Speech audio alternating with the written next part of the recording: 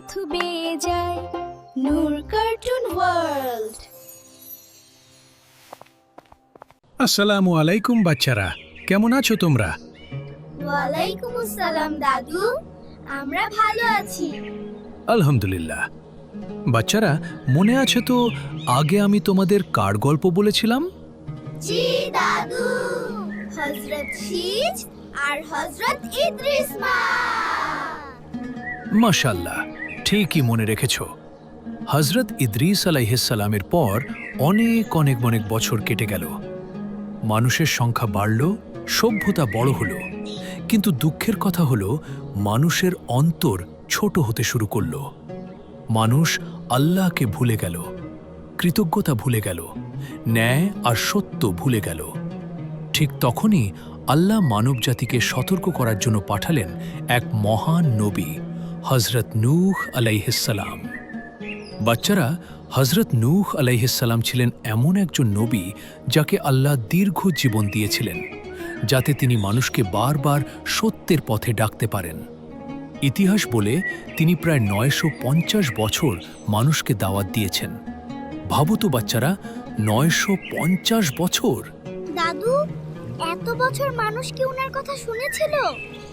এইখানেই শুরু হয় সবচেয়ে কষ্টের গল্প বাচ্চারা। হযরত নূহ আলাইহিস সালামের কওম আল্লাহকে ছেড়ে মূর্তি পূজা শুরু করেছিল। তারা বলতো, এই মূর্তিরাই আমাদের রক্ষা করবে। হ্যাঁ, এরা আমাদের রক্ষক। হে আমার কওম, এগুলো পাথর ছাড়া কিছুই নয়।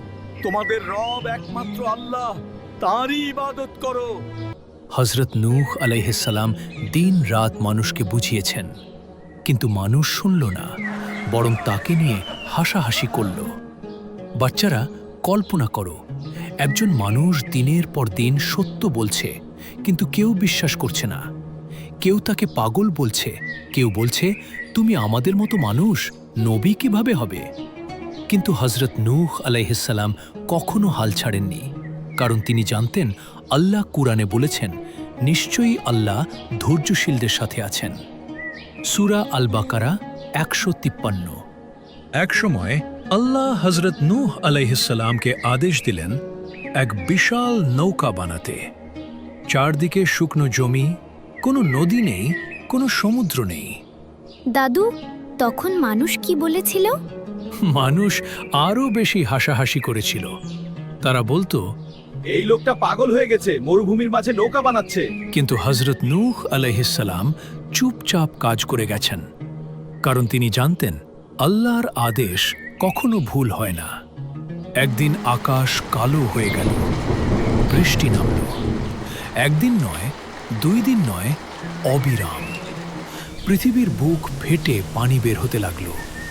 এটাই ছিল সেই মহাপ্লাবন। হযরত নূহ আলাইহিস সালাম নৌকায় উঠলেন, তার সাথে উঠল বিশ্বাসীরা এবং প্রতিটি প্রাণীর এক জোড়া করে।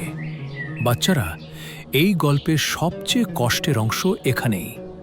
হযরত নূহ আলাইহিস সালাম তার নিজের ছেলেকেও ডাকলেন, হযরত নূহ আলাইহিস সালাম, হে আমার সন্তান, আমাদের সাথে নৌকায় ওঠো, অবিশ্বাসীদের সাথে থেকো না।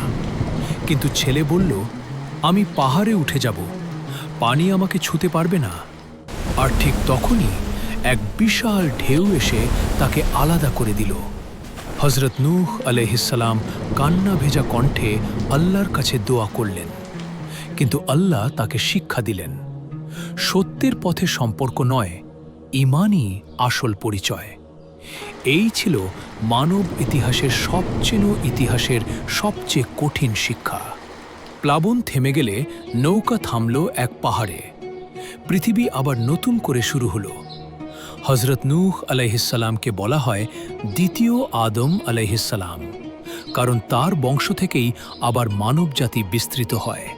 বলো তো বাচ্চারা, হযরত নূহ আলাইহিস সালামের কোন গুণটা তোমাদের সবচেয়ে বেশি নাড়া দিল? ধৈর্য, আল্লাহর উপর বিশ্বাস, সত্যের পথে অটল থাকা। মাশাআল্লাহ। আর প্রিয় দর্শক বন্ধুরা, তোমরাও কমেন্টে লিখে জানাও এই গল্পটা থেকে তুমি কোন শিক্ষা নিতে চাও। যখন পুরো দুনিয়া তোমার বিরুদ্ধে যাবে, তখনও যদি তুমি আল্লাহর সাথে থাকো, তুমিই বিজয়ী।